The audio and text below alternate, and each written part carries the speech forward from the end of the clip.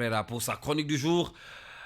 Dissa nuyu nañ la et puis namoon nañ la ndax vendredi bi passé defe naa amuñu woon chronique mais bon dellu soit nag ñun on écoute sa chronique. L'air a changé ou plus exactement le climat a évolué. D'une canicule étouffante qui avait fini par s'installer, le pays est traversé par un vent frisqué, un froid qui est venu dans la période du Gamou, événement majeur dans la vie religieuse au Sénégal, mais aussi occasion pour rappeler aux fidèles les préceptes de la religion. En tout cas, Serigne Babacar Sy Mansour n'a pas raté l'occasion. Le khalife général des Tidjanes a lancé une véritable fatwa contre la communauté gay et leur soutien. Le marabout n'y est pas allé par 4 chemins et directement il a interpellé Ali Gundiaye sur la question. Le ministre, on l'a vu, n'a esquissé qu'un sourire sans réponse. Et pour ne rien arranger, le comité des droits de l'homme de l'ONU entre dans la danse par des formules détournées, nébuleuses et mal placées, vient plaider la cause des homosexuels. Ils ont appelé ça une recommandation. En fait, le comité veut mettre la pression sur le Sénégal. L'autre recommandation de ce Mauloud est venue du champ de tir. Le guide des Moustachidines s'en est pris à Macky et à Lingui. Serigne Moustapha Sy veut la fin de la provocation dans le champ politique. En tout cas, il a averti le chef de l'État. À ce moment, le chef, lui, est occupé ailleurs et Aïssata Tall Sall peut en témoigner. Le député de Oser l'Avenir a finalement reçu son cadeau, même si ce n'est pas encore Noël. Envoyé spécial du président de la République, une sorte de super ministre sans portefeuille et qui passe son temps à voyager, assister au cocktail,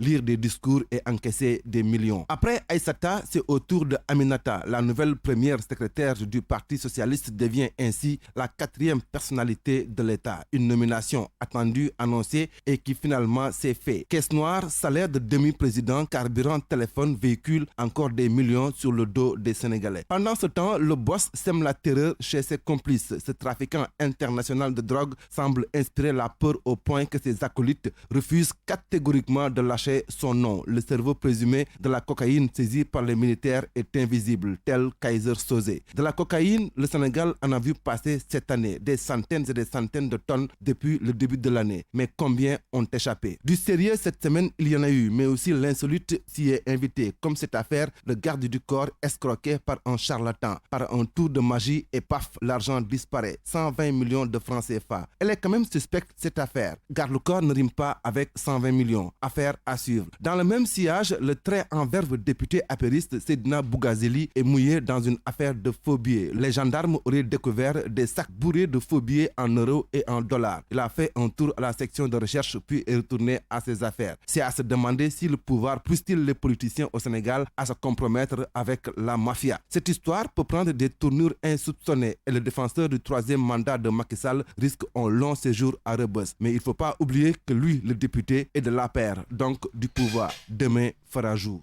Demain fera jour. Merci beaucoup Dissa Prera. Retrouvez sa chronique comme chaque vendredi ci suñu www.kingfm.sn suñu page Facebook bu King FM. Tout de suite dans quelques minutes mën ngeen a dem ci suñu chaîne YouTube mën a dégluwaat li nga xam ni mooy la chronique de Dissa Prera.